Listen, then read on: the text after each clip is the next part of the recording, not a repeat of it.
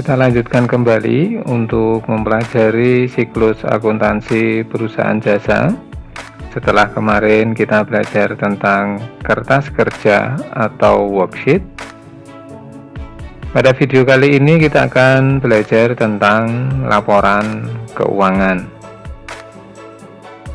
Kertas kerja yang sudah kita pelajari kemarin merupakan ikhtisar atau ringkasan dari seluruh data dalam proses siklus akuntansi perusahaan jasa, sehingga data yang tertera atau terdapat pada kertas kerja atau worksheet itulah yang akan kita jadikan sebagai sumber data untuk menyusun laporan keuangan.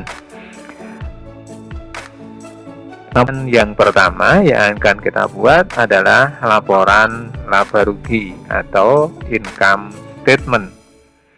Income statement merupakan laporan untuk memperhitungkan perusahaan dalam kondisi laba atau rugi. Sehingga dalam laporan laba rugi kita akan mengurangkan seluruh beban terhadap seluruh pendapatan yang diterima oleh perusahaan. Sebagai sebuah contoh, pendapatan jasa perusahaan sebesar 35.900.000, sementara total keseluruhan beban berjumlah 22.050.000 rupiah, sehingga perusahaan mengalami laba bersih sejumlah 13.850.000 rupiah. Yang kedua yang kita buat adalah laporan perubahan modal atau capital statement. Capital statement akan memperlihatkan berapa modal awal dan modal akhir dari sebuah perusahaan setelah melakukan sebuah proses transaksi keuangan selama 1 tahun. Sehingga dalam laporannya yang pertama, modal awal senilai 90 juta rupiah kita ambilkan dari neraca saldo, kemudian ditambah dengan investasi pemilik selama 1 tahun senilai 150 juta rupiah.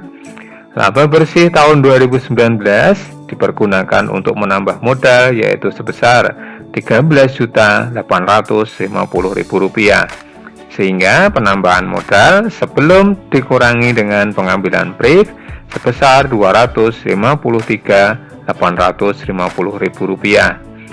Selama 1 tahun periode, pemilik Akilah mengambil brief atau keperluan pribadi senilai 8 juta rupiah.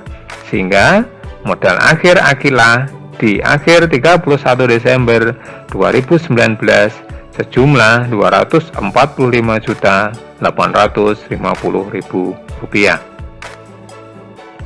Laporan yang ketiga yaitu laporan posisi keuangan atau balance sheet atau sering juga disebut sebagai neraca. Laporan ini melaporkan keseluruhan aset atau harta perusahaan yang harus setimbang dengan besaran liabilitas dan ekuitas atau besaran utang dan besaran modal.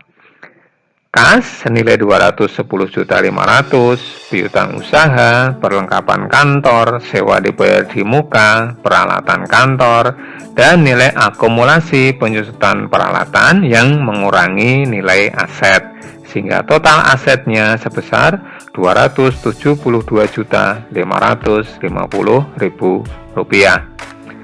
Sedangkan pada bagian liabilitas dan ekuitas terdiri dari utang dan modal yang juga jumlahnya harus sejumlah 272.550.000 rupiah.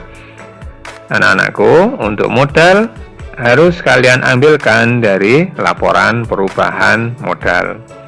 Keseluruhan data yang ditampilkan di dalam laporan keuangan ini diambil dari kertas kerja atau worksheet yang sudah kita susun sebelumnya.